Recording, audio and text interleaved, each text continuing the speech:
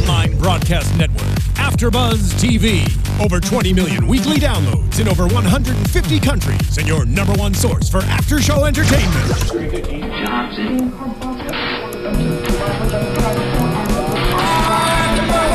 AFTERBUZZ TV, the destination for TV superfans, producing after shows for over 300 of your favorite TV shows, interviewing celebrities and showrunners, and bringing you behind-the-scenes exclusives. All thanks to E! Entertainment's Maria Menounos, producer Kevin Undergaro, and internet leader Akamai.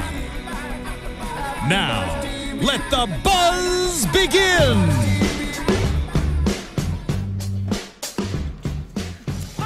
Well, hello, and welcome to another episode of Mob Wives After Show here at AFTERBUZZ TV. I am your host, Erika Vieira, and I am joined here by my amazing co-host who had to hold down the fort for the last few weeks by herself. Yes. What's up? Hey guys, it's Nicole Brajer. Please hashtag ABTV Mob Wives and join in on the conversation, whether you're on YouTube or if you downloaded the app on AfterBuzz.com or again on the app. And we love it. We love all the conversations that you guys have, especially on YouTube. You guys are really active and crazy. We know we're not the only opinions out there, and we have our own opinions, and we love that everybody has different opinions. So share them. Let's keep the conversation going, and let's get right into this week's episode, season 5, episode 9. Forgive and forget about it. Forget about it. Forget about it. All right. So, at the top of the episode, we see kind of the remainder of that sit-down discussion between Natalie D and the ladies, in which Natalie D accuses Natalie G of calling the women sea hags and basically saying very not nice things about all the women, including supposedly her BFFs, Drita and Big Ange. Right. So naturally, Drita is very upset. Big Ange is a little more skeptical. She doesn't seem to believe everything that this Natalie is saying. Drita seems to really believe it and take it to heart. And even her and Renee had an altercation, at the end of the last episode. I believed it. Excuse me. Yeah. I had after watching this episode now I'm a little bit team Nat G, but I did say, last week I was starting to feel Nat G a little. I was starting to see where she was coming from, how she was feeling attacked, and when people were getting at her, she's going to get back at them hard. But like she did clarify for us, and as we already know, she's pretty vicious with her words. Yeah. And I've said it before, I'll say it again, words can be so much louder than actions, and that's kind of what got her in trouble. Yeah.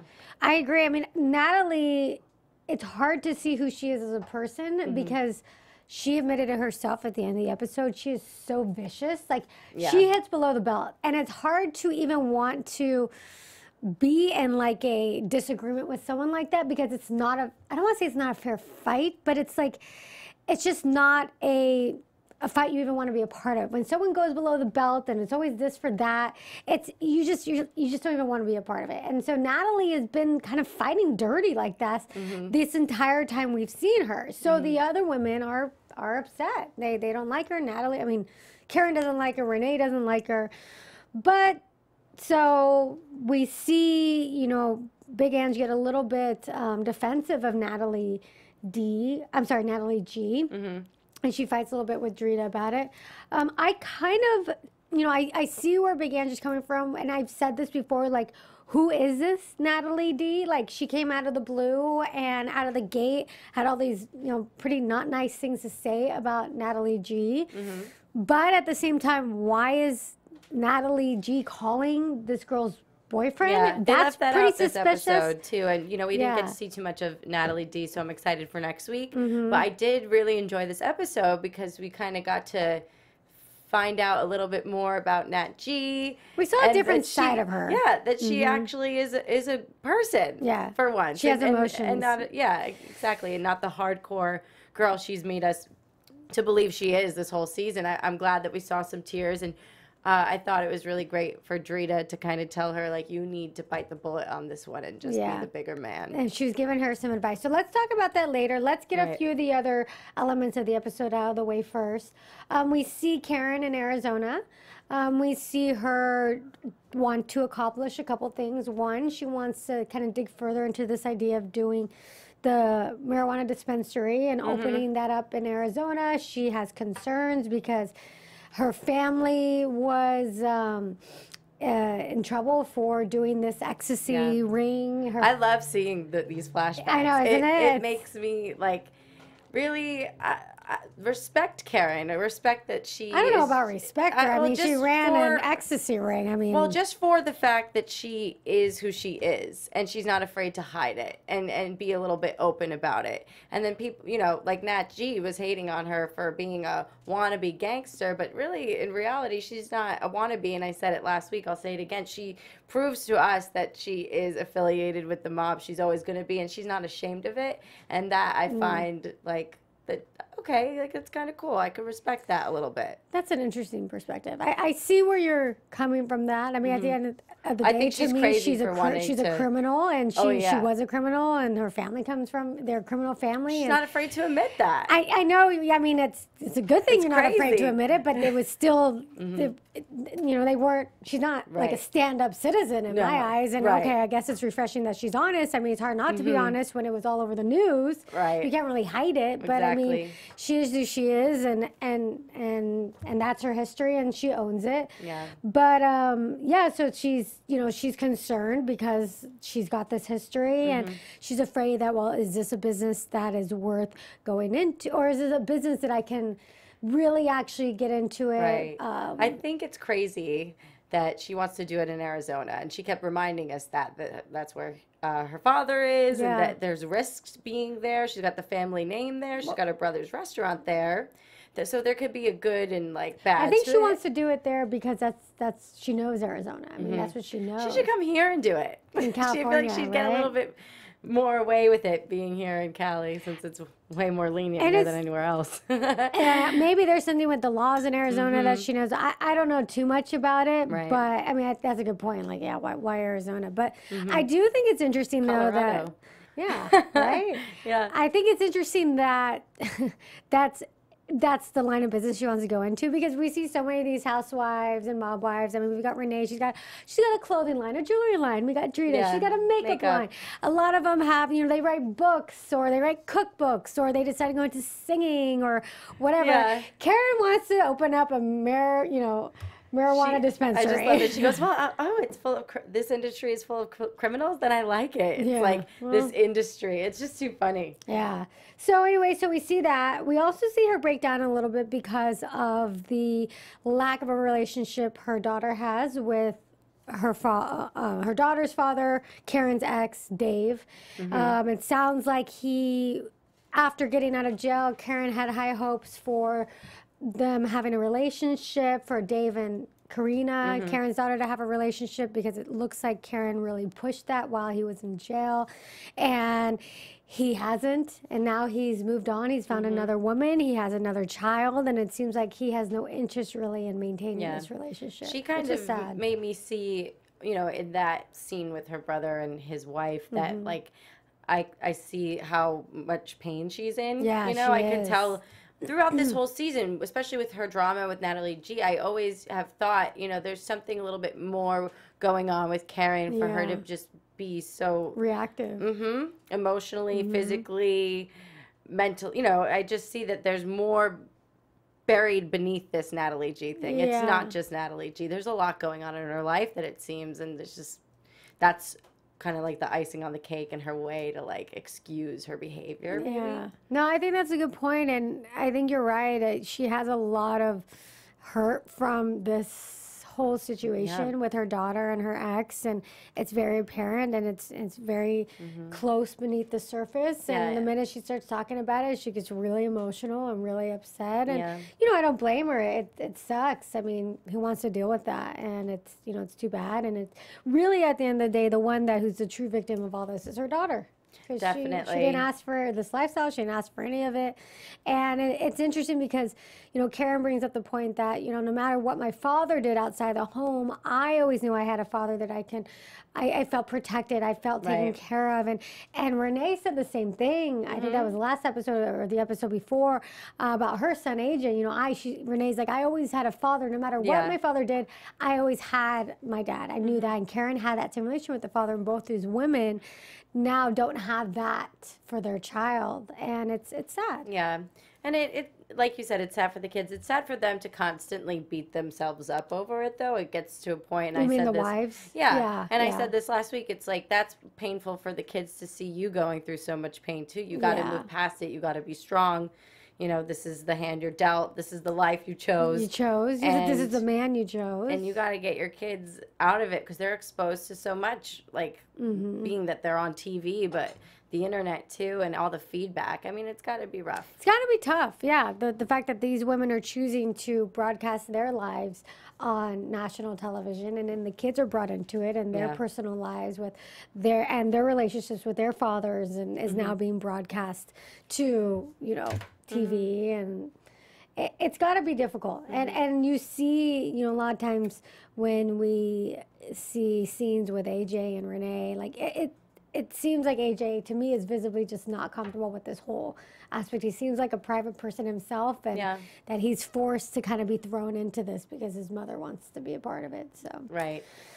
All right, so on a happier note, with a happier family, we've got Drita, who things seem to be going really well at home with Lee, her husband, and her kids.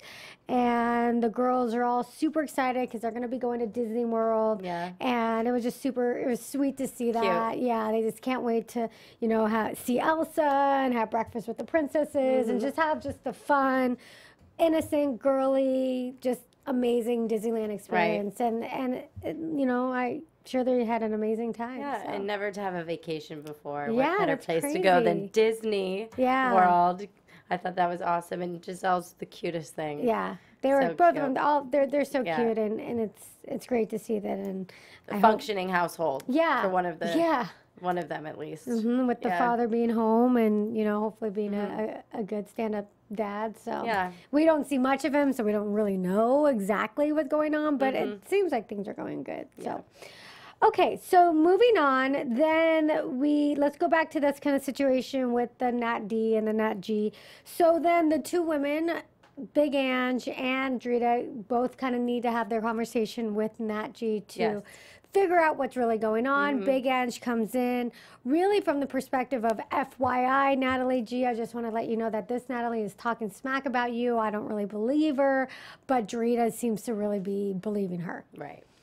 And I felt the same way that Drita felt watching it last week, that why wouldn't she believe it? At this point, there's just so much back and forth coming out of this girl's mouth, and you don't know what to believe. And she was going with the greater end. She was going with everybody else at that point because she was just so frustrated that that's where it led her to. And I feel like if I was in that situation, I'd probably just go with the pact on that one too, because he said, she said, it gets so tiring. Yeah, I mean, I don't know, because I have to say, like, if I truly was friends with somebody, right, I would want to give them the benefit of a doubt versus a stranger that's coming in that I don't know. Right. So, like, and I understand the way Natalie reacted later with Drita, because if Drita, and we're not talking about Renee or Karen, we're talking about Drita and Karen, which have constantly stood behind Natalie, have constantly defended her. So they must obviously see something in her. We don't see it, but they must see something in her.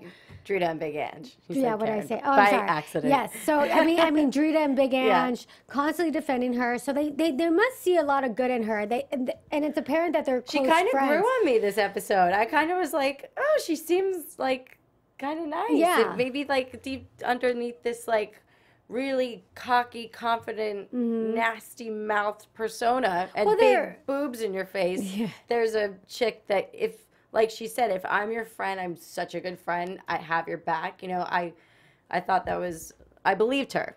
I believed her. And so, and my point in that is that since they have been so defensive of her and they have formed this bond with her, then why is Drita so quick to believe a stranger? That's kind of what my question is. Like, that's what I didn't Because she's really from Philly, understand. maybe. And she says later, I don't trust anybody. Well, I'm like so confused because I don't. Here's what I don't believe in terms of Nat G. I think Nat G does know who Nat D is, and I think, yeah, I but think you know so what I too. mean. I Yeah, don't. they've got a history. There has to be something that we're gonna find out, which triggered her to Nat D to talk so much about Nat G. And then I find the whole boyfriend thing so weird. So I'm excited to, hopefully get one of them on the line before that's exposed, and maybe they can give us a secret or something. But or just when it comes out, I want to see how this plays out because there's got to be more to it. It's fishy. It's super fishy, super sketchy. Like it just does that whole thing like doesn't make sense. Could be planned. Yeah, and we don't know. Yeah. We could talk to some production people about that one. Yeah, but so anyway, so Renee, Big Ange doesn't believe this Natalie, and she tells Nat G like, hey, FYI, she's talking about you, and Natalie seems to be relieved that Big Ange is taking her side, and then we move on and see Drita having the same conversation with Natalie, but Drita definitely seems to be believing this new Natalie, Natalie D, and is wanting Natalie to basically explain herself. And so, and this is the part, and you talked about this, Nicole, but this is the part where we really see more of a different side of Natalie, like a side of Natalie we don't usually see. And I think we see a lot more of this Natalie throughout the rest of the episode, but we really see her break down and say, I'm sick of having to defend myself. Yeah, saying everybody. that she's getting ganged up on, which I can see, and I think I mentioned that last week. They are kind of all ganging up on her, attacking her, talking about her back. She's always the topic of conversation when she's there, when she's not there. So it does get to a point where it's like, well, how do we remember where this stemmed from and who really did say what? And like, was she really the one that started it? And then when they made the point about Renee and Karen and Drita, right, was like going back in time a little bit for us. I mean, that kind of swayed my opinion a bit about like, where's this Natalie G drama extending from, and like, could Karen and Renee kind of like have made her like the more important than what really or the scapegoat, like the reason why there is drama, even though the two of them, as we've discussed, were going through so much personal stuff that I think that was just a way to block it out a little bit. And all of them, Big Ange, Drita, Karen, Renee, they're all saying like this Natalie G stuff, even is taking up so much of my time. Yeah, it's like, why that I can't even focus on my personal life. It's like, well, it's almost like you're choosing that. Yeah, why are they choosing to make it such a big deal? Yeah, and Natalie G is kind of almost like saying, like, I'm sick of it. She's definitely not innocent in the situation. The problem, and we talked about this, when we first started talking about the episode, she has this mouth on her that's really nasty, and she says things deep. And she hits below the belt, and because of that, people are quick to want to attack her in a way. And so, Drita did, I guess, was suspicious, but it seems like Natalie G defended herself pretty well, and Drita came out, believing also, her. I think it's gotten to a point for Natalie G where she maybe realizes how much wrong she has done and how she's got nobody left, but at this point to cry and say sorry and move past it before you really get hurt. And, before you lose them all, because I know she definitely doesn't want to lose Drita. Obviously, she's got Big Ange. We all see Big Ange isn't going anywhere with her, but you have to have Drita have your back. Yeah, it's pretty good, and so we see them make up in a way, and Nicole, you mentioned this a little bit ago too, how it was nice to see Drita kind of give her some advice about how to handle Renee. She said, if you go tit for tat in this lifestyle, you'll never win. Yeah, and she's like, I had big issues with Renee and with Karen, and the only way I was able to move past it is because I'm the bigger person. I rose above it, and I just said, fine, let bygones be bygones. Huge way in any girl fight. I feel like somebody has to Someone has to back down. Strong-minded women like that, Yeah. it's just somebody's got to step up and just be like, all right, I'll be the big man. Yeah. And so that's Drita's advice to Natalie. And, you know, it kind of looks like she takes it to heart because, you know, throughout the episode, we see Big Ange preparing for her big Thanksgiving feast, the Friendsgiving that she's going to have with the women. And prior to that, the women all gather, except for Natalie, for Renee's mob candy events. So we do see Renee talk about how great things have been for her. She's had a fantastic year with mob candy. Sounds like that's going really well. Junior's sentenced for 11 years, so she can not be worried for 11 years about Junior. Overall, she said things are just being really... I thought she looked pretty hot. Yeah, she was great. I was like, damn, if my mom looked like that, I would clap for my mom. She looked pretty good. She looked healthy. And she looked happy and sober. And, you know, I mean, that's been a big issue for her, too. She looked good. And so she wanted to celebrate that. And so we see her get together and all the ladies show up. And we do see a surprise guest, which is Carla, a blast from the past. What do you think about bringing Carla back? Well, like I told you when we were watching, I've seen her. She's been tweeting. She's been Instagramming. She's been keeping up. And I'm like, why is she so why in she like care? the hype? There's got to be something to this. And lo and behold, she came in. I remember seeing the preview last weekend. And I was like thinking it was Natalie G, like we all did. And you were like, why is she going? Why is she going? But I was like, who? But it could be like a return or like even a new face, maybe Nat D. But I thought she looked good. Yeah, she was good.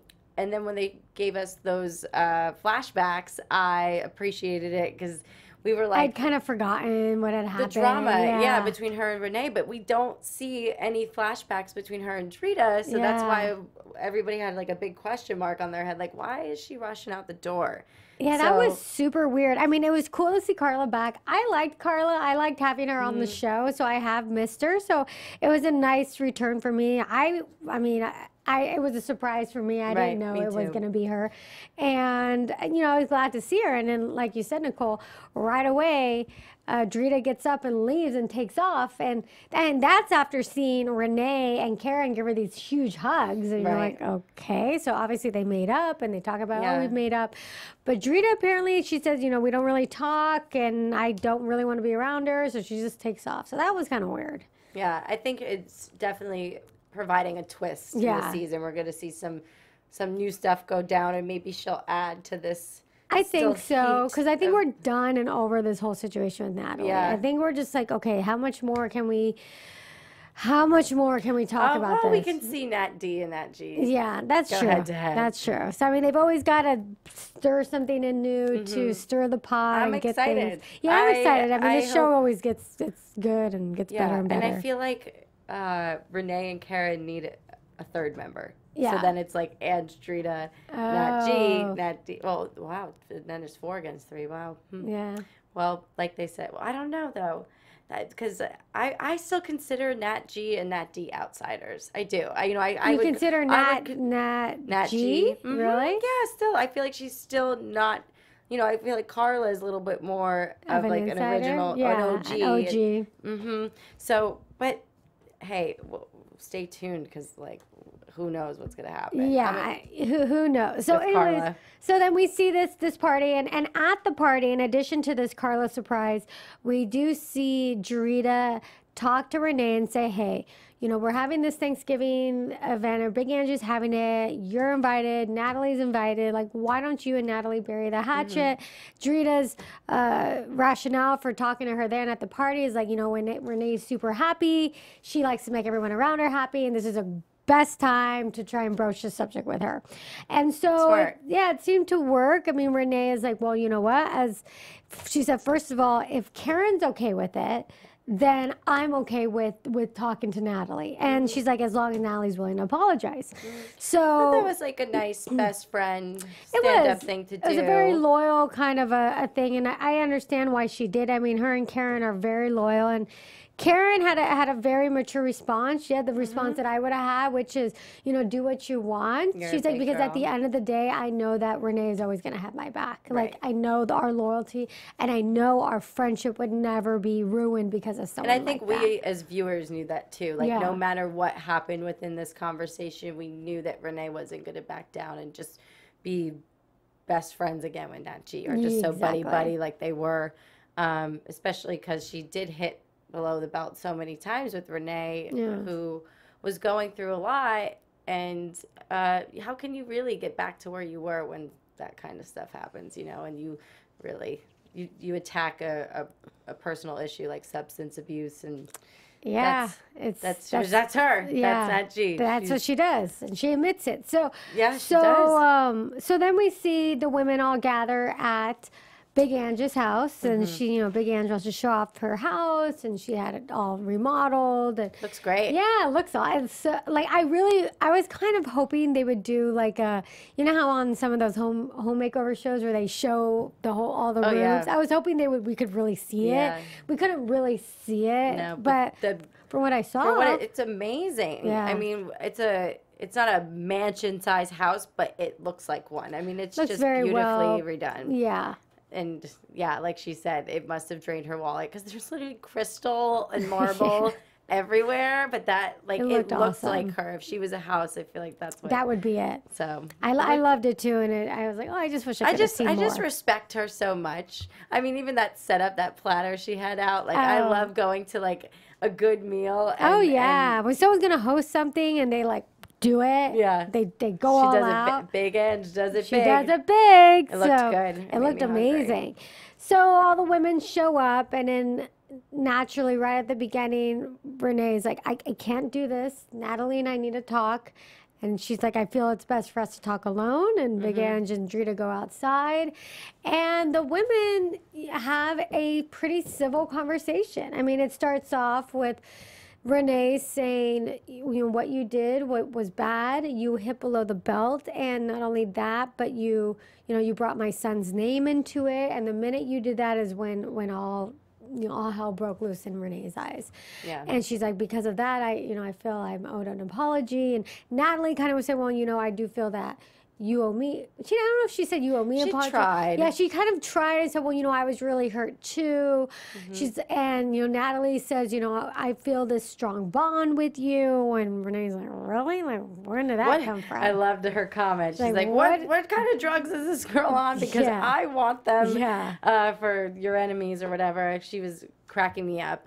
But, you know, she tried to interrupt her, couldn't really get a word out, and decided to take Drita's advice and just like take the high road. Bite the bullet and say you're sorry and be the bigger man. Like she pretty much says she is. She says she's got these big balls, this and that. Like, then act like it. Show us. I like an adult. I like this Nat G. I do too. I like her. She's growing on me.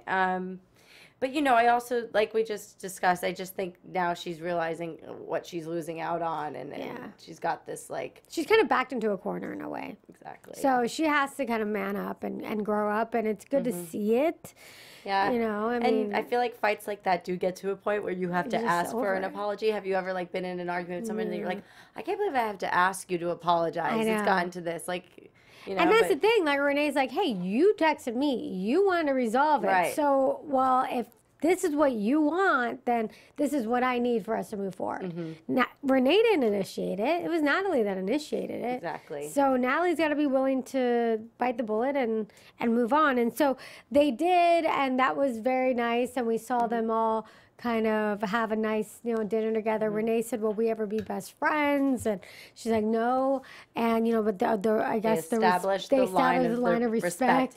But Renee, she did request that. She did. She went to bat for her friend Karen and said, hey, I think you need to apologize to Karen. And that sounds like that's not going to happen. Natalie doesn't want to. That doesn't seem like she wants to apologize to Karen. I mean, I'm sure Karen would be willing and love to hear an apology from Nat G. But I don't see Karen even, like, reciprocating an apology if that happens. Because I just feel like they both feel attacked by each other. And I just don't know how that's going to go, where they can find common ground. Yeah. But who knows? I feel like that Nat D is going to be the deciding factor for that one. Yeah. I don't know though. I don't know if she's gonna back down, but who knows? We'll see. And Drita made an interesting point that she's like, yeah, I think this will really work out with you and Renee, because if Renee was able to forgive Carla and multiply the hate she has for you times 10. That's what it was for Carla, and so if she's able to move on from Carla, I think she's able to move on from you.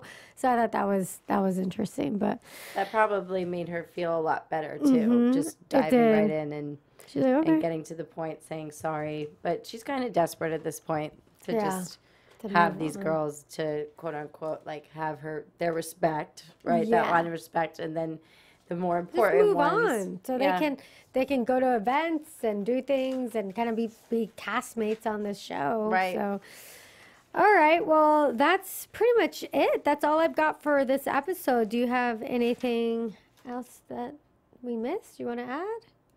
No, I don't think so. We just hope that we'll get one of these women on the line next week. Yeah, I know. Yeah, I guess Ange had a problem today. We were supposed to get her on the line. Yeah. But we promised to have one of them. Yeah. If not, I did meet Katie, who sings The Big Bang, and we want to talk Mob Wives music a little bit, right? Maybe we can do that next time. Yeah. Because I love the soundtrack of Mob Wives. Yeah, the music is amazing. It's really stellar. So, all right. Well, that wraps up our show for you guys. We do want to let you know that starting next week, our after show time is going to be changed to Thursday at 5 o'clock. Pacific Standard Time. Yes. So Thursday at 5 is when you're going to get the after show. So you're going to have to wait a day after watching the episode. So we do apologize for that, but there were conflicting schedules, so we had to change it to Thursday. And the other reason too is that it'll be a lot easier for us to be able to talk to the Mob Wives, because versus it being midnight their time, it'll be 8 o'clock their time. So we're hoping that with the time change, you're able to get them more of them on and have them on a little bit longer. So absolutely, that's wraps it up. And Nicole, where can everybody find you? You can find me on Twitter, Facebook, Instagram at Nicole Brajer, also on YouTube, and check me out at Real TV Films. We are covering Oscars week, and it's going to be exciting. Well, that is exciting, Nicole. And you can find me, your host, Erika Vieira, on my website, beautyandthevlog.com. If you're interested in learning a little bit more about YouTube and you're a YouTuber yourself, I have another podcast, Beauty and the Vlog, where we talk all about YouTube and how to start and grow a YouTube channel. And that's it, guys. Until next week. Bye. See ya. From executive producers Maria Menounos, Kevin Undergaro, Phil Svitek, and the entire AfterBuzz TV staff, we would like to thank you for listening to the AfterBuzz TV network. To watch or listen to other after shows and post comments or questions, be sure to visit AfterBuzzTV.com. I'm Sir Richard Wentworth, and this has been a presentation of AfterBuzz TV. Buzz you later, bitches. The views expressed herein are those of the hosts only and do not necessarily reflect the views of AfterBuzz TV or its owners or principals.